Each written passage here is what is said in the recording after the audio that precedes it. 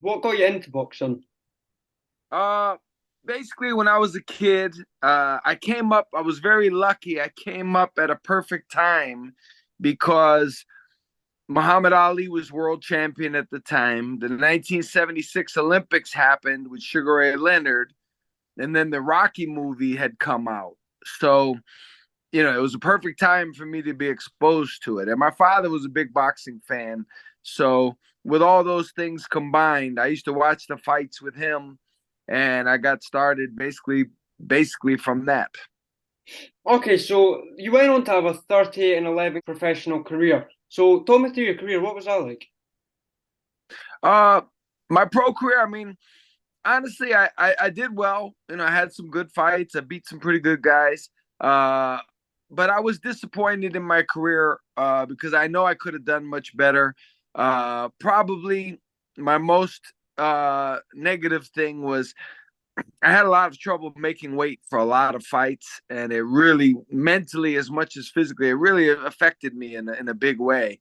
Um, so if I could do it over again, I would learn more about making weight properly and nutrition and things like that. But overall, I'm pretty content. I think I did better than many others did. So I made a name for myself, I guess. What would you say your toughest fight was? Um, Probably psychologically as well as physically.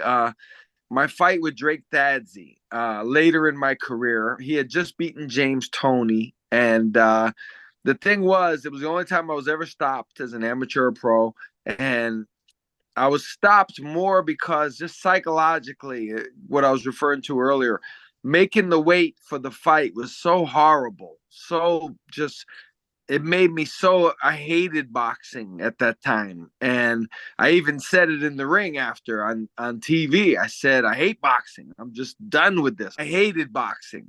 Making the weight just was too much for me, and I had actually retired at that point. I came back later and I felt much better. But at that point in 1998, I was pretty much tired of the effects of losing weight to make weight for fights. Okay, so now you're training fighters. How did that start? I was actually training fighters when I was an amateur boxer, even before I turned pro. I was training kids, and then while I was pro, I was training amateurs. I actually had a very, very strong amateur team. I had four boxers that I trained, and we were a team. We went everywhere together. In between my own fights, I was training them, and we were going to tournaments and I mean, we went to Kansas and Ohio and Florida and New York. I mean, we were pretty busy. So training boxers was not a new thing to me. So when I turned pro, the transition was very easy. I mean, when I stopped fighting pro, the transition was very easy. Actually, my first fighter as a pro, I trained in 2000. It was a female fighter by the name of Elizabeth Mueller. So yeah, I trained her while I was still fighting myself. Okay, so you trained Chad Dawson throughout his career. So what was that like training someone who went on to become a world champion? Right. Well, I had known Chad for a long time. I knew him since he was 11 years old. And we had actually sparred many, many times before I started training him. I trained him twice earlier in his career when he was a middleweight, and then later on when he beat Bernard Hopkins for the light heavyweight title. Um, so it was good. I mean, for the most part, Chad was a very good fighter, and he listened for the most part, and we had a great one of the all-time great victories we had together, beating Bernard Hopkins. How was London? Because you were in London a couple of weeks ago for the Anthony Yard versus Artur Beterbiev fight. How was London? Right. Yeah, I love London. I've been there a couple times, and I actually stayed after for a few days in London, and I went to Paris to hang out a little bit. And yeah, it was cool. I really like it over there a lot. I have a lot of friends in the boxing game in London. So how did you get into contact with Artur Beterbiev? What happened was in 2016, apparently. he was looking for an addition to the team. Like Mark Ramsey is his head coach, his head trainer. He's the main guy. But apparently he was looking for an addition to the team in someone who had fought professionally before, but was also a trainer who could give, a different level of insight, I guess. And so Mark knew me because I had sparred with John Pascal once years earlier when he was training John. And so he knew me and he knew I trained fighters. And they brought me in 2016 and we hit it off. And, I've been with the team ever since. Do you think you'll be in the corner for Beterbiev's upcoming fight against Dimitri Bivol if that goes ahead? Yeah, oh yeah, no, I'm sure I'll be with him to the end of his career. How do you see that fight going? Because that'll be a mega fight. It's a mega fight. It's a big fight. It's a tough fight, of course. I always look at all aspects of it, and I think we should be the favorite. And everybody's, most people are saying Bivol would be the favorite because he beat Canelo, but my thing is this: Canelo was not a real light heavyweight. Because Canelo was a very small individual. He was much smaller than Triple G at middleweight. As a light heavyweight, he's not a big guy at all. He's not a true light heavyweight. And so, beating him was a great thing, of course. Bivol looks spectacular, but I don't think Arthur would look any less spectacular against Canelo. So some people say Bivol is the best light heavyweight in the world, basing it on that win over Canelo. But I say with Arthur's recent success and history and his overall game, I would make him the favorite over Bivol. I think it's a tough fight. Stylistically, we'd have to, really be on our game. But if I have to bet my last $10, I'm betting it on Arthur. Believe it or not, when we're in training camp, we never count on the knockout. We don't plan for the knockout. That's not our focus at all. We always plan on winning on points and going the distance and how to achieve that. So the knockouts just come, which is the way it's supposed to be. So, we wouldn't change that, I'm sure, for Bivol. It's not like we would try harder to win by knockout because Arthur is successful setting up his punches and eventually people just can't take them. But that's not our primary goal at all. Believe it or not, we're not there to win by knockout. We're there to win. So there's a pretty big fight over the weekend over here in the UK between Lee Wood and Mauricio Lara. Did you see that fight? Actually, I was not home and I didn't see it, but everybody's talking about it. Apparently, it was a heck of a night, and it's getting a lot of attention for sure. Okay, because it kind of leads me on to my next question, which is, in a fighter's corner, how does the team decide when a stoppage happens? Well, for me, ultimately, it's the head trainer's choice. It's up to him to decide. People in the corner may say, "Stop the fight," but it's up to him. It lays on him 100%. You have to take everything into account. And one thing in any situation, not just this fight, people may say a fight shouldn't be stopped, but what they have to understand is, in most cases, the trainer and the fighter have a unique, special relationship. The trainer knows him better than anyone knows him. And if he sees something that other people don't see, he's going to stop the fight if he has to. People may not understand why he did, but the trainer, like I say, it's like a parent. Your father's going to know you better than the guy down the street. So the guy down the street may criticize the way you discipline your kid, not realizing that he knows things that the guy down the street doesn't know about you.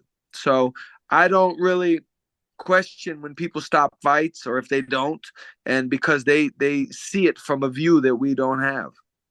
Yeah, because I think the major argument with that fight of the weekend between Lee Wood and Mauricio Lara was the fact that people were saying it was an early stoppage, but then again, people were saying if it carried on, he would have got dropped again and then finished. So I think you kind of have to look at it both ways, don't you? Well, I'll tell you what. I was in a fight one time. I was the trainer, and my fighter. It's funny. Him and I had talked about this many times before, in the months before the fight. And I always said, I don't like to stop fights. Like, I like you to go out on your shield. You're going to fight to the end. I'm going to give you every chance because I understand as a fighter not wanting to be stopped. But in the fight, he was having a little trouble making weight and he got dropped hard early in the fight and he was hurt. And I could see in the corner that he was unsteady while the referee was giving him an 8 count. But the problem was I looked over at the other corner and the champion, who was a big puncher, was ready to go. He was literally like foaming at the mouth, waiting for the referee to get done with the 8 count. So on the one hand, I wanted to stand by what I said to my fighter. I wanted to let him go out on his shield. But in that moment, I realized he might get killed right now, like just for pride. This guy is going to annihilate it. We have literally no chance of getting through this round. And I stopped the fight. And to this day, I know the fighter holds a little something against me for it. But in reality, if I had to do it all over again, I would have still stopped it because it was pointless to see him get obliterated just for pride. So that's interesting you say that because my next question was, as a trainer, how hard is it to watch your fighter go out there and fight? Oh, it's horrible because as a trainer, I'm a boxer. I'm a fighter who trains fighters. I'm not a trainer. I'm a fighter who trains fighters. I see it from their point of view and I understand it 1,000,000%. I mean, when I was fighting, I used to tell my trainer every fight on the way to the ring, I would tell him, no matter what happens, don't stop this fight. If I have to get hurt, then let me get hurt, but do not stop this fight. And when I look back on it, I realize how crazy that was. But as a fighter, you have to think that way. But your trainer has to think a little bit that way to let you be a champion. But also, he's got to have some sense. You're not trying to get people killed here just so people can say they're a tough guy. You've got a family to go home to and kids who are counting on seeing you grow old in front of them. So what would you say the best piece of advice you've ever been given has been? Well, I'll tell you a funny thing. I had a kid. I was in the gym one time, and this kid I don't even know if he ever had a fight. He was just a kid in the gym. He was about 17 or 18 years old. I don't even know his name. And I remember him training, and I would see him every day, and I would say, wow, this kid trains hard. This kid's not even fighting, and he's training so hard. He's getting ready. And one day, I was kind of laughing, and I went up to him. I said, man, what's up with you? Like, I never seen anybody train as hard as you. I don't even see pro champions train as hard as you. And I'll never forget what he said to me. He said, well, I figure I might not be the fastest kid. I might not be the sharpest. I might not be the strongest. I might not be the best boxer. I might not punch that hard than everybody else. The only thing I can control is I can be in better shape than all of them. That's my only chance probably to win is I can beat them in that one area. And I thought about it and I say, this kid hit it right on the head. That is the best advice I've ever heard. Did he ever go on to have any fights or not? I don't even know. I don't even remember seeing him again after that day. I don't know who he is. That was about 30 years ago. But but his advice stuck with me in my head to this very day. It'd be funny if he's watching this interview and he goes and comments. Yeah, that would be cool. Yeah. Yeah. So there's an upcoming fight of the weekend between Jake Paul and Tommy Fury. Will you be watching that? Nah, I don't care about that fight at all. How do you think it'll go? I mean, I've never seen either of them fight, so I have no idea. Okay, because that's also sort of leads me on to my next question again. There's a pretty big argument between the whole YouTube boxing. What do you think about that? Well, my thing is this, ultimately, like I don't hate on anyone that wants to be a fighter. Jake Paul wants to be a boxer, that's fine. My only thing is this. Like you're charging big money, right? For him to watch him fight a YouTube, a MMA guy and a wrestler and whatever, which is fine. But we all have done that. When you start your pro career, even when you're a good amateur, I was a good amateur. I was one of the top 4 amateurs in the country in my weight class when I turned pro. But your first few fights, you fight guys you're supposed to beat. You should beat these guys because you're getting acclimated to the pro game. There's nothing wrong with that. I don't criticize that at all. I understand it. The problem is charging all that money to watch it. When I turned pro, you could go to my fight at the Hartford Civic Center, and I fought a regular guy, and the tickets were like $25, and I was a top amateur going pro.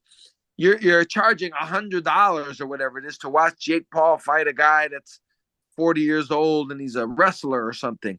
That's not right. So, people want to pay that, and that's fine. But you can't be mad at real boxing people for seeing through that. And I see through that. I'm not interested in any of those. Even if a top amateur turned pro and he fought a guy like that, I wouldn't be that interested because I know he's going to win. I know he's going to beat the guy. I'll wait. I'll wait and see after he steps up. I don't know Tommy Fury. I've never seen him fight. I've heard that he's not like future world champion. His association with his brother probably helps him a great deal. But I don't know. I'm just not really interested in it, to be honest with you. Do you feel it's a wee bit insulting for fighters that have worked their whole life to get to where they are, and then there's these YouTubers just jumping on the bandwagon? Well, yeah, I mean the thing with me is, there are guys so much better. Like I'm not mad at Jake Paul. I'm mad at the system. I'm mad at the fact that there are people out there who thought Conor McGregor was going to beat Floyd Mayweather. And that's why that fight sold so big, because people thought Conor could win. I know guys who told me Conor's too big. He's too strong. So the sport in fights like that, in situations like that, is infiltrated by people who don't know better. They're just easily manipulated into believing these things. And I consider myself a little sharper than that. So I'm not on the bandwagon like so many people are. And I just can't get into it. When these guys step up and fight solid competition, I'll be curious to see what happens, but I'm not going to watch, these fights that people are telling me is a big spectacle, and I know it's not. And when I can watch Artur Beterbiev fight somebody, Bivol or Canelo, a real boxing person is going to watch that before they watch Jake Paul fight a Tommy Fury, I would assume. So I'm into the legitimate, 100% established boxing, world class. Yeah, 100%. So that's all the questions I have for you, mate. So thanks so much for taking this interview. I really do appreciate your time. And No, yeah, I appreciate you having me. I appreciate it very much. we'll do it again sometime. Yeah, anytime. Just let me know. All right, thank you, mate. Thank you. All right, buddy. Be All good. right.